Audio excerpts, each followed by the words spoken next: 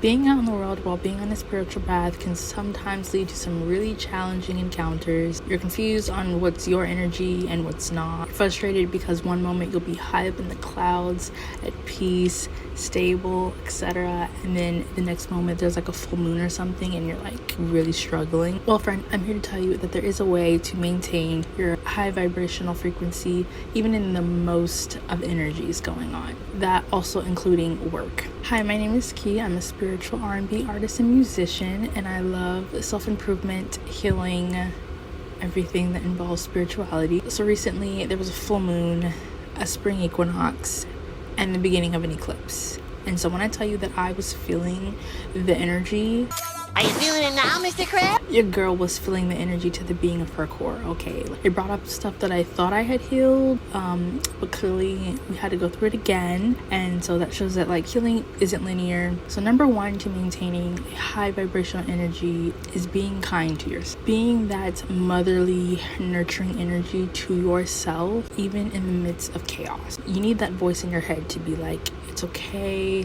we may not know what's going on, but everything's gonna be fine.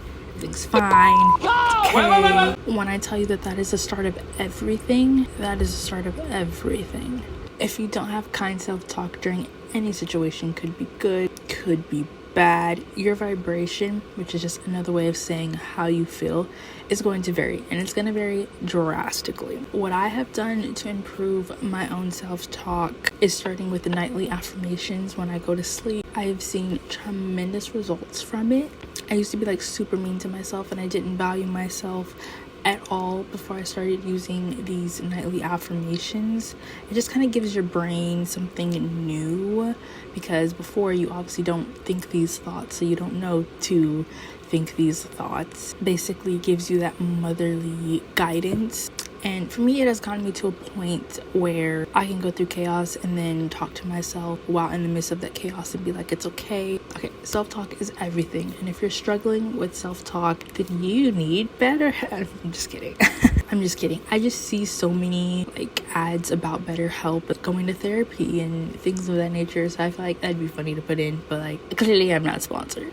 I've also never used it, so I'm not going to recommend you something I've never used. But journal. That is also the next thing to maintaining a high vibration. When I say journal, I mean make that place sacred. Allow your innermost, deepest thoughts to hit the page. If you need a lock, like those old kid diaries, Dancer, welcome back. Then baby girl, do it. Journaling or having somewhere to put that energy to let it out gives you the utmost freedom, especially if you think you're not good at expressing yourself. You're gonna look back at that journal and be like, wow, I was spitting fire.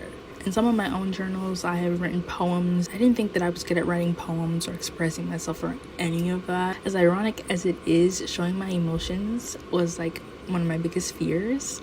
That is the beautiful thing about journaling. It helps you build a relationship, like a true, authentic, deep relationship with yourself. You get to see yourself. You get to become your own best friend. It helps you to see yourself better and to see your emotions so much better. So to maintain a high vibration, you have to be mindful of what you consume on a daily basis. Now, being mindful is not restricted. It's just a check-in to be like, hey, how does this thing that I'm doing or encountering or dealing with making me feel? But things like the people you hang out with, the things that you watch, of course, the things that you eat, the activities, the environment, the music you listen to. I understand it's not the easiest. I understand it's not the easiest thing in the world, and in no way, shape, or form am I saying change yourself. Changing yourself is not going to get you anywhere, okay? Because you'll be working from the outside in. If you start with how you feel, all of these things will naturally begin to change on the outside because they'll be literally a manifestation of your emotions. Think about it like building a house. You wouldn't start with the house and then create the blueprint. You would create the blueprint and then create the house so that you know where you're going, what materials you're going to need,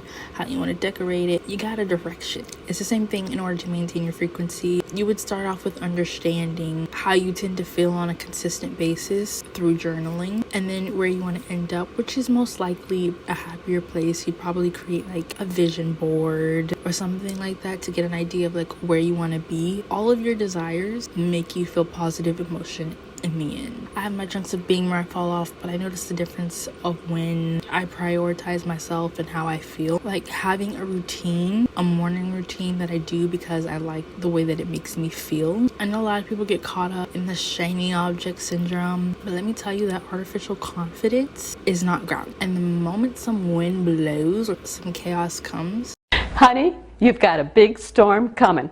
So when I say routine, I mean something that genuinely makes you feel good and empowered. That could be something as simple as making your bed. It doesn't have to be what you see on YouTube, which is like all aesthetic and fancy. No, it has to be authentic and it has to be you. Remember, our main focus is to care about how we feel and maintaining that happy, peaceful, empowered feeling from within. You don't have to be any different than you are right now on the outside to feel good on the inside, because it's all based upon your thoughts. You don't need to buy anything. You don't need to buy some course. You don't need to do all these crazy things. You quite literally just need to allow yourself to feel good, and then your higher self will guide you to all of these things. Personally, for me, as soon as I wake up, I grab my phone, which isn't the best, I know.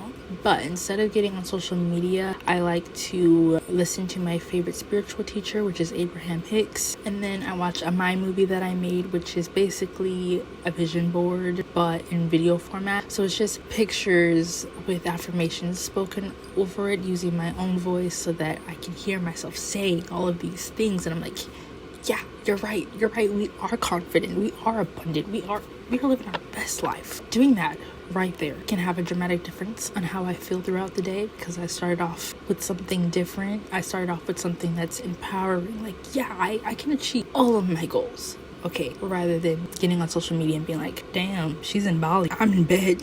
Also, by that I mean simply just believing in myself. Like, I know that I can get up and go wash my face next. I know I can get up and make my bed. One thing to remember is baby steps. The goal here is to get your natural state of being and the natural pattern of your thoughts to be more loving and nurturing to oneself. Now, how do you do this when you work a 9-to-5 or you live with your parents and they don't believe in the same things as you, or there's just a lot of restrictions around you? That's great, right?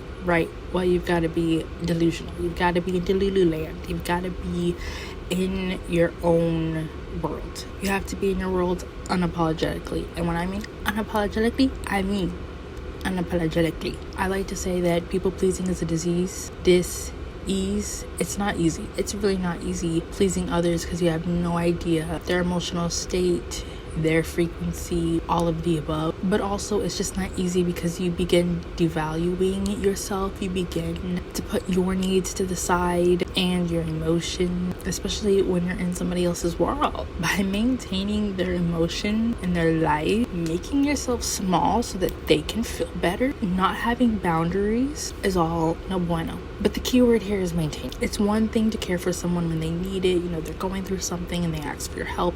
It's another to be their literal caretaker. You're not anybody else's caretaker. You need to be in your own world. If you want to be financially abundant, you need to be financially abundant emotionally. You need to feel that. To give an example, let's say you have a friend, let's say you have a coworker, whoever this person is in your life. Let's say that they're ranting and complaining and talking to you about all the things they have going on in their life. Like they have car troubles, they have financial problems, their partner isn't getting along with them. That's their world. And it's nice to step into some other people's world sometimes and be like, I'm gonna help you. However, when you leave them, you need to leave their world. Like, don't think about their world after you are done talking to them. You need to step back into your own world. Your own world, you don't have a car. You don't have car troubles. You have a job, and that job's stable for you, and you actually like what you're doing. You don't have financial problems. Your partner, you're manifesting, okay? You need to come back to your world where you don't have these problems in your world. And yes, some things are relatable, so you're like, oh yeah, at one point that did happen to me, so I can understand how you're feeling. But the goal here, if you're gonna help someone else, is to bring them up. Let's think positive emotions. Acknowledge where you are completely. Okay, acknowledge where you are. That is part of journaling, right? But then let's try and somewhere in here take one step to feeling better. Like, okay, I reacted. How can I help myself get through this? But we are not in those people's worlds.